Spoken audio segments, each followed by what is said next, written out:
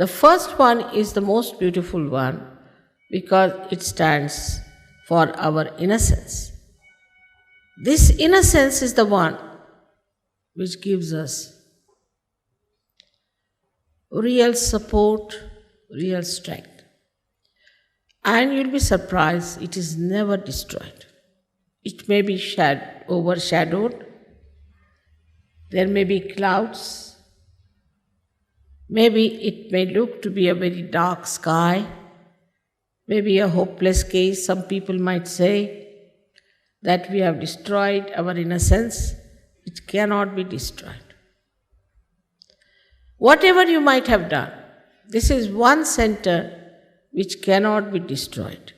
You may have problems with it, but it cannot be destroyed. It is such a wonderful center you have got, which has got 4 petals, which looks after the pelvic plexus, looks after all the excretion within us. In our own freedom, so-called, we do all kinds of things which may not be benevolent for ourselves. Doesn't matter. Kundalini cannot be destroyed. The source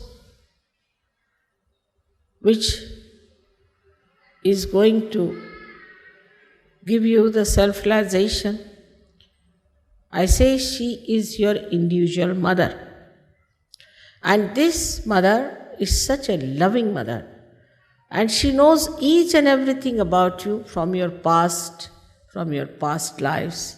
She knows you very well. She's just waiting for a chance that she can be awakened and she can give you your second birth. When you were born, your mother suffered for you. You did not suffer. So to say that Kundalini awakening gives this kind of a nonsense and that kind of a nonsense is all falsehood. Absolutely falsehood.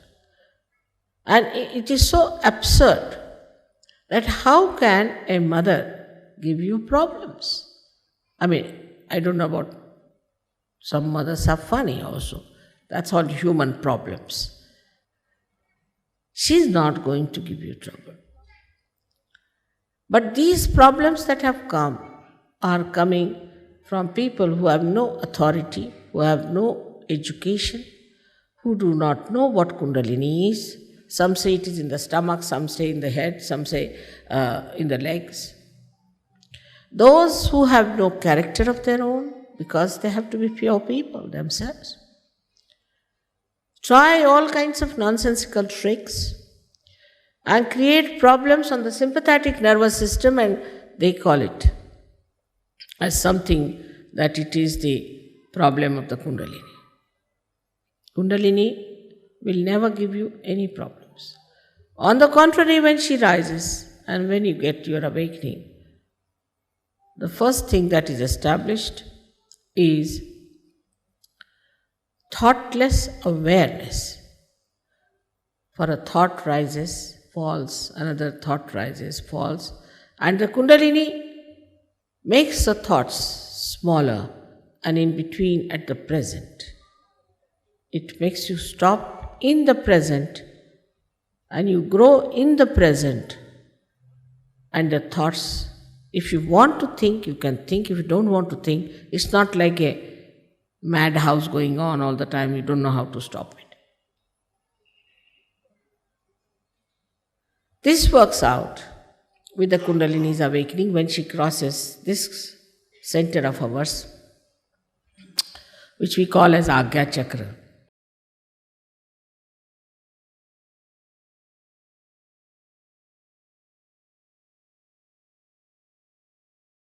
So what happens in the second centers when it enters? You just become dynamic, because the second center is for aesthetics and for creativity. Now we have, like my brother was a chartered accountant. He was very bad at all the languages.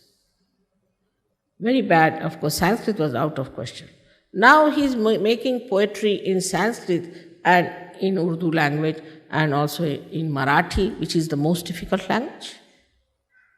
This is the second center. When Kundalini nourishes that center like a very beautiful mother, she nourishes. You must have heard about some great artist, Amjad Ali. He was here. After realization, he became such a great artist. There are so many artists. In India, they understand. They want to sing before me. I don't know how to say that now only one person can sing. Because their Kundalini goes up and the creativity becomes so tremendously active and so dynamic. At the same time, that person becomes very mild, very sweet, very compassionate. Like this one great singer, she's a Muslim lady, I will not name her.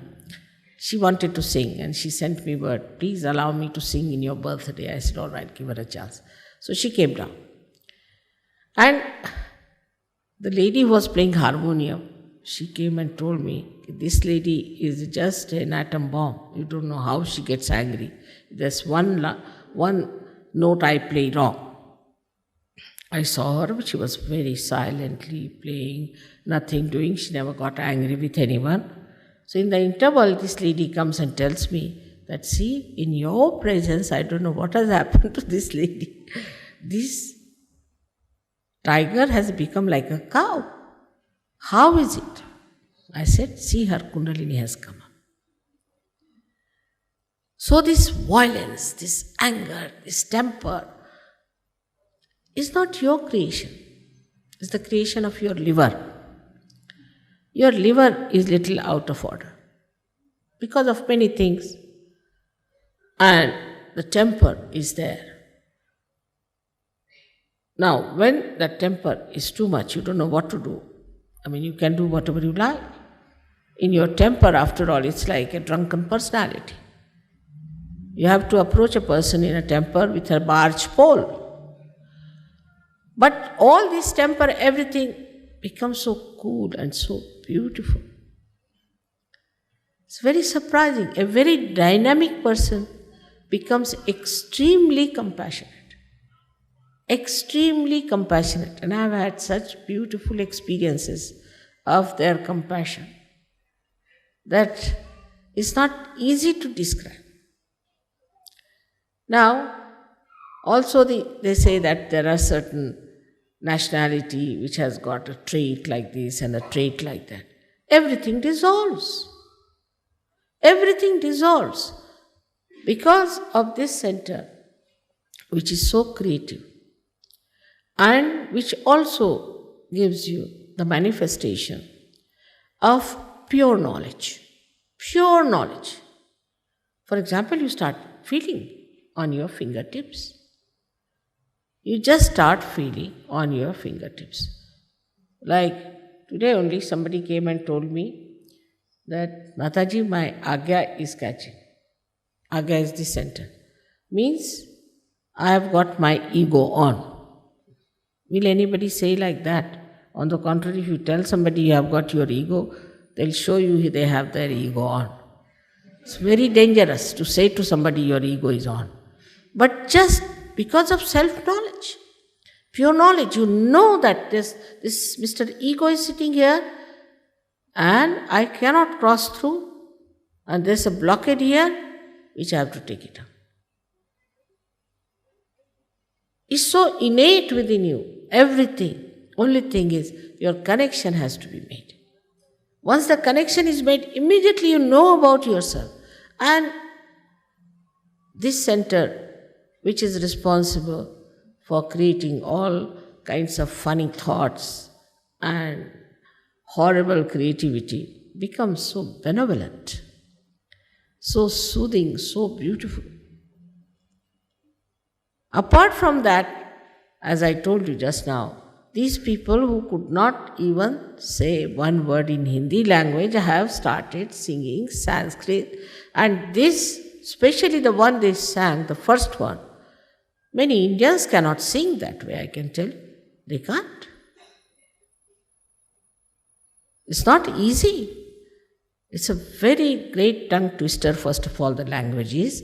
Apart from that, to sing in such a correct, pronunciation is so difficult, but they have done it. So, in Sahaja Yoga, an artist who is struggling today may become a great artist tomorrow.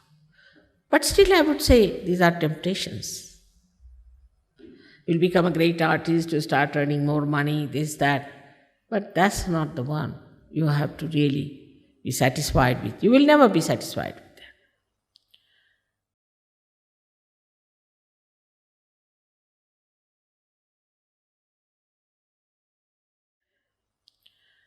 So you move to the third center, which we call as the Nabhi Chakra. This center is, on one side, is made of water, another side with fire. Around it are our 10 valencies, which we can call as our innate religion within ourselves. Now this Nabhi itself, or we can call the solar plexus, or we can say the navel chakra, gives us, as soon as the Kundalini rises, she awakens this, and the light, when it spreads, you become religious. I don't have to tell you anything. You just become. I don't have to say that you don't take drugs. You just don't take it. Overnight, I have seen people have given up drugs.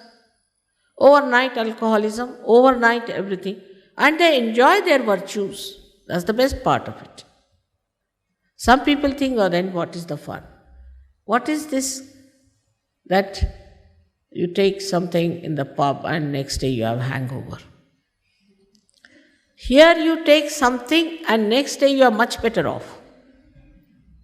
It never comes down. It never gives you a reaction. It's not artificial. It's not intoxicating. It is from your nerves. It's bubbling out. So this is the center which is very important in us, because most of us have a problem with this center.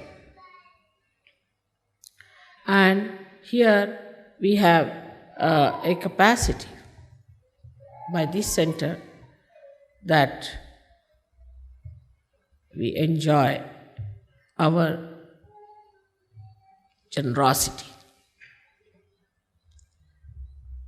Now, all matter, whatever it is, we are materialistic. It's a good idea to be materialistic.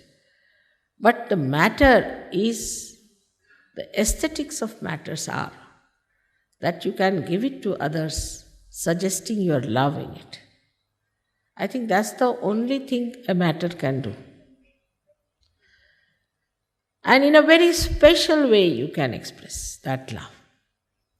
For example, somebody likes a particular thing, you go all the way to get it and give that small thing, very small thing, to the person,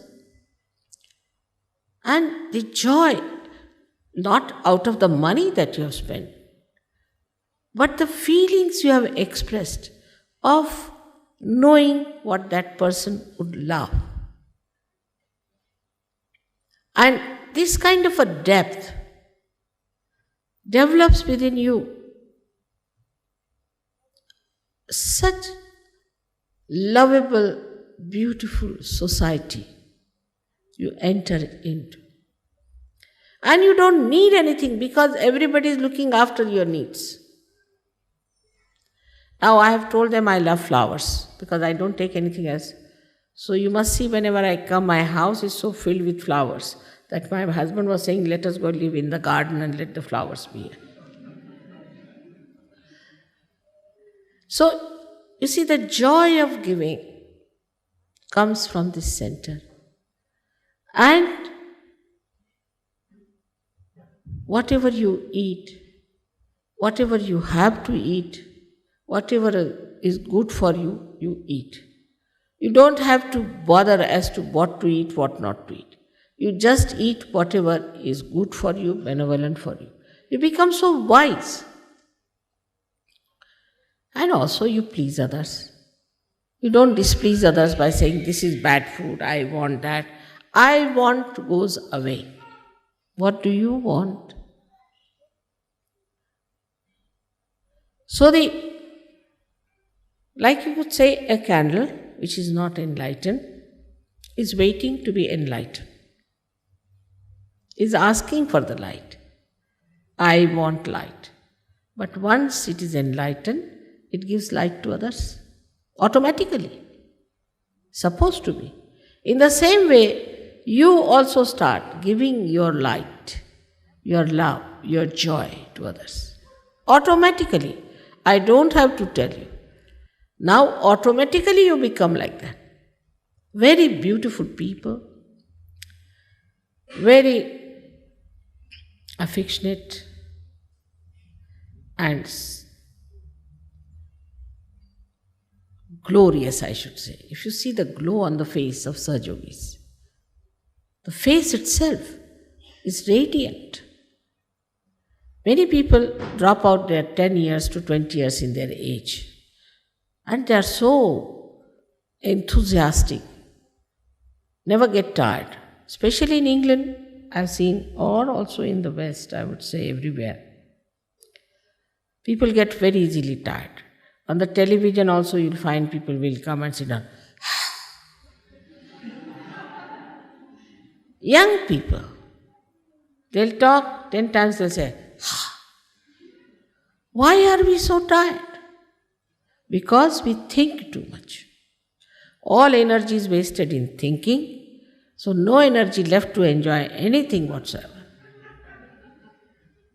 For example, you have to have people for dinner. You think what to bring, how to make it formal, what to do, this thing, that thing, so agitated and so nervous about the whole thing. When the guests come in, they feel like running away.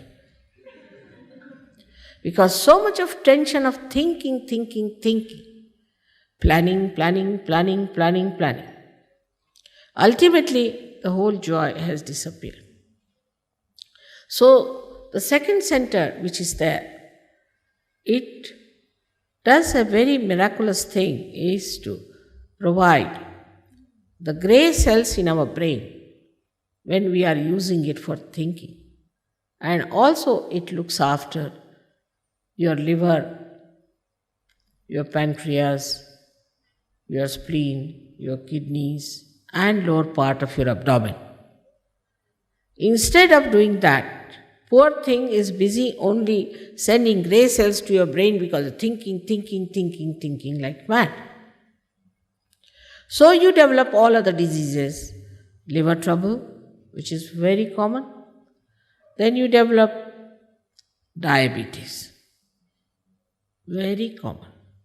Yesterday at least there were 10 people who said we have diabetes. Now diabetes you do not develop by taking too much sugar, take it from me.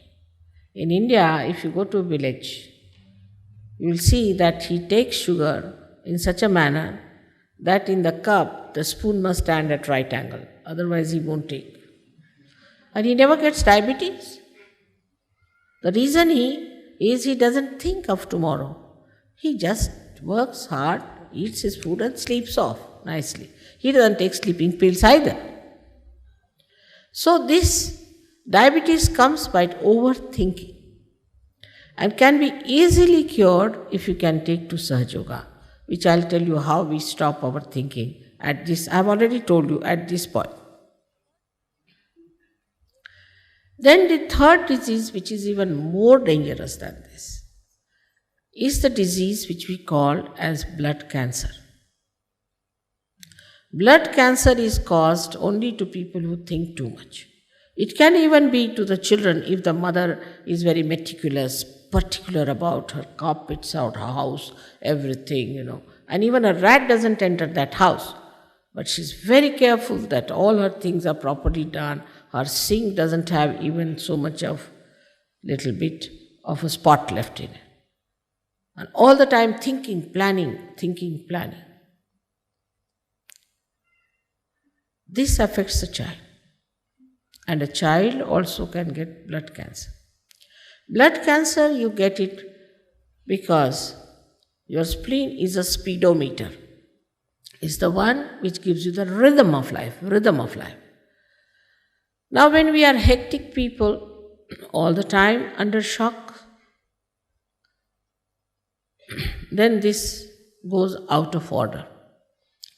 For example, in the morning we get up, see the newspaper, and what you find? These Iranians have killed someone. Such a shock. Then an accident. Then, newspaper will never give good news, will they? Will they give news how many people got realization or something is working out all right? No. Something horrible that should shock your head, shock your limbic area. Otherwise, you will not take it seriously. So, once you read that, you don't know your system is a very delicate system. It gets a shock. And then you get into your car without taking your breakfast, or maybe in your hand is the breakfast because you are late. On the way, there's a jam, you're shouting, screaming. Somehow or other, you reach the office and there's the boss barking.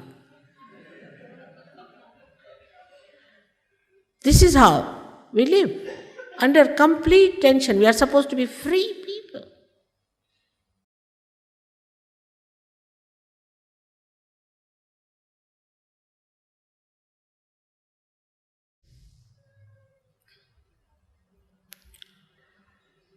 Now we have the center, which we call here as the heart center.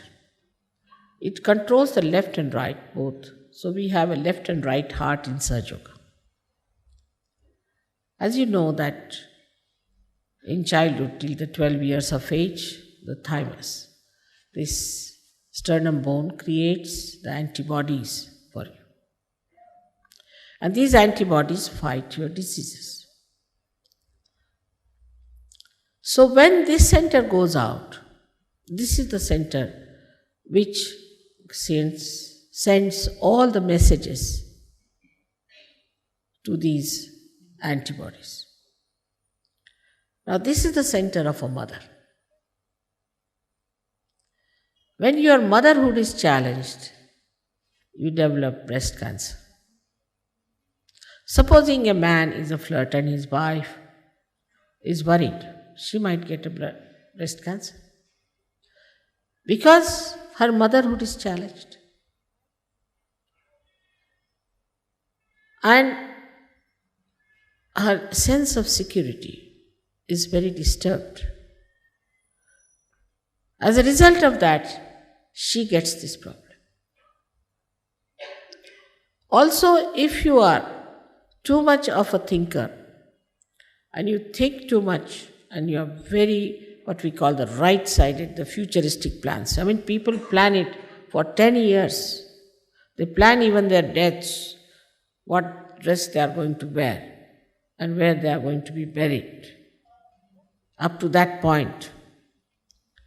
All this futuristic planning creates such tremendous heat in the body because the liver, which is supposed to absorb all the heat, is neglected by this center. As a result, that heat travels up and you develop asthma. Now we have, yesterday, at least 5-6 people who came with asthma. Asthma is absolutely curable. But do you know, this is the center of a husband or of the father. Now if I am telling you, you should not be shocked because later on you will find it. Now if you are a bad husband, you can get asthma. Or if your wife is a shrew, you might get an asthma. Or if you are a very bad father, you might get an asthma. Or if your father is not kind to you, you might get an asthma. If you have not forgiven your father, you might get asthma. Now can you believe it? Just forgiving your father, you can get out of your asthma permanently. The left heart is the place of the mother. Now, if your mother has been hard with you, if you have had very bad experiences, you will have problems of the left heart. Center heart is very important, where your sense of security should be established. You'll be surprised in the disease called AIDS, is the center heart, which is out. We have tried to cure, and we cured also 3-4 people from AIDS, but they have no willpower to continue with Sahaja Yoga. They want to die. And they have made a martyrdom out of it. You see, they are martyrs, great martyrs of a great principle they have established. It's impossible to convince to them that this is unnatural that you are doing and that you should give it up and you should live. Why should you die? No, we are martyrs for such a big principle we have established. To do something out of the way and new is the modern fashion. Anything. They'll do something with the hair, with the nose, with the eyes, with the ears, with the clothes. That's all you can do. To such an extent that they do not realize that whatever is new may not be good for you. For example, every day we eat our dinner. Supposing we want to eat the table because it's a new, is it a sensible thing? Anything that is new is not good. But anything that is old may not be good also. So you have to have that wisdom which comes to you through Sahaja Yoga. There's no other way out.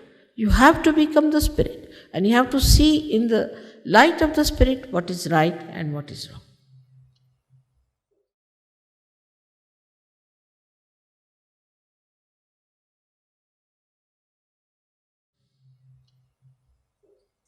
So then we come to this center, which is we call as the Vishuddhi. This is 16 petals, looks after the cervical plexus. Now this is a very, very important center. And this is the center is for communication. For example, when you talk, you communicate through your hands, you shake hands, you touch somebody and you can communicate. Even if you cannot talk, with your hands you can communicate. Also, when we think we are very responsible, the center goes out. Like some people were traveling by plane. They were from villages, they did not know what was a plane. They were told to take less luggage because it should not be a weight for the plane. So they got into the plane and put all the luggage on their heads. And they said that we are trying to reduce the weight of the plane. In the same way, we are also doing. Actually, the one which is all-pervading power, which has created this universe and has brought us to this level of human beings, is doing everything. But we think we are responsible. We have to do it. But once you become a Sahaja Yogi, you just do it, no doubt. But you don't think that you are doing it. You just say it's happening. And what a beautiful feeling it is. Then you don't have blood pressures, you don't have headaches, you don't have tensions. No, because we are not doing it, it's just done. And you find it's all done.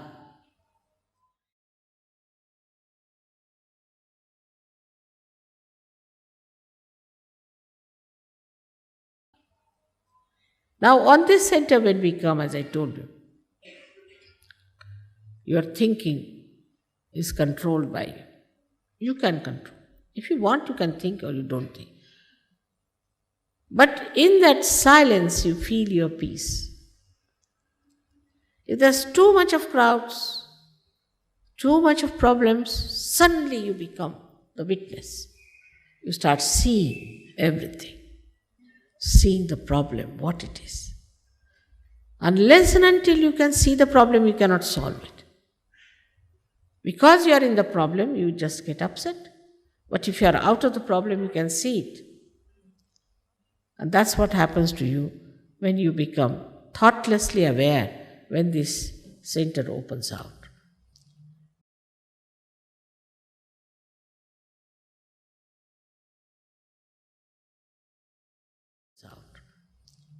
Last but not the least is the center of limbic area, which is very important.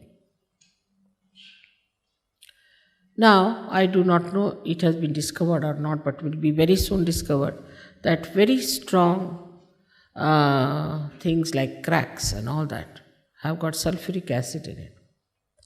And that doesn't go anywhere in the body, just rushes into the limbic area. Now, this limbic area is a hollow place which has got all cells here very sensitive to joy, happiness, but they become numb. So numb that ordinary music you cannot hear. Somebody has to scream at you, has to shout at you, he has to jump on it. Otherwise you cannot enjoy. Then it has to be worse and worse and worse and worse. I don't know, now with cracks, later on they might develop something even more poisonous. Because it has to excite this limbic area, which is such an important thing. But as soon as the Kundalini enters into that area, limbic area, she soothes it, and it opens like a lotus, 1,000-petal lotus. It opens, and then the Kundalini emerges out of your fontanelle bone area and gets connected to the all-pervading power. Then you start feeling the cool breeze in your hand. You can feel it all over. Some people in the beginning who felt cool breeze could not believe it. So they closed doors, everything, and sat down to see. Still they were feeling it. But it works. Works in the sense that you get empowered. You become peaceful. You become the witness. You become the wise. And you become empowered that you can give realizations to others like this, that you can raise their Kundalini like this, and you can establish that connection. You can do. And this is what is your right to have it. This is what will give you meaning. Otherwise, so far, whatever we have been doing is very frustrating.